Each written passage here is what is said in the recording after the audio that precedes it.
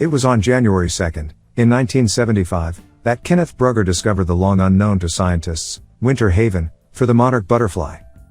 It was in an area, no larger than a tennis court, where he found 20 million monarchs hanging out for the winter. Brugger was mesmerized by what he found. Canadian entomologist, Freud Urquhart, had been on the hunt for the winter destination of these fascinating insects for more than 40 years. The locals, however, had known about the monarch's winter hangout for centuries. Was it arrogance that kept the scientists from asking and then listening to the locals? It's quite often the same story. Non-science types knew the information all along, and the science types just did not listen, or ask the right questions. Ernest Shackleton did not listen to the whalers when they told him, "The ice floe is not right this year. You will never get through the ice packs." Had he listened to the locals, we would not have the harrowing story of adventure and rescue that came from his failure to listen to the locals. Had the right questions been asked, and real listening happened, NASA would not have made, and then installed the wrong mirror in the Hubble Space Telescope, but then we would not have the wonderful story of how it got fixed.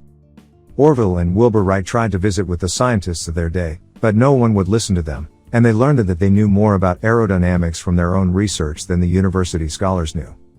Fortunately, there are times when listening does happen, and scientists are able to team up with the locals, who often know more than the scientists. Remember, everyone knows things that you do not. In Mexico, a team of nuns has for centuries cared for a really cute salamander-like creature called an axolotl or Ahchotl. The Ahchotl have superpowers, unlike any known creatures.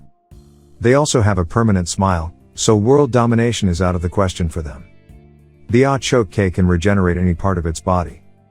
I am not just talking about a limb, but an eye or parts of the brain. The new part of the brain also remembers old information. Scientists want to study this superpower, but need the help of the locals, who know how to care for them. What would it be like if scientists had to ask the locals to join their teams? Entertainer and bubble artist Tom Noddy has a routine that explains this rather well. Tom tells his science friend that he can blow a bubble that is shaped like a cube. The arrogant scientist says, "That's impossible," and he goes on to explain all of the reasons that a bubble cube is not possible. "It can't be done," he says to Tom.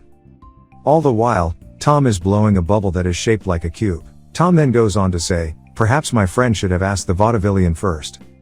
I asked Jane Goodall why it was that she had been successful when Dian Fossey had not." Dr. Goodall explained that she had involved the locals in her research, and that unfortunately, her friend Diane had not, and this brought about her demise. Stephen Covey reminds us that most people do not listen to hear, but to respond. Encourage curiosity, and then listen to understand. Also, know that it is encouraged that you ask clarifying questions too.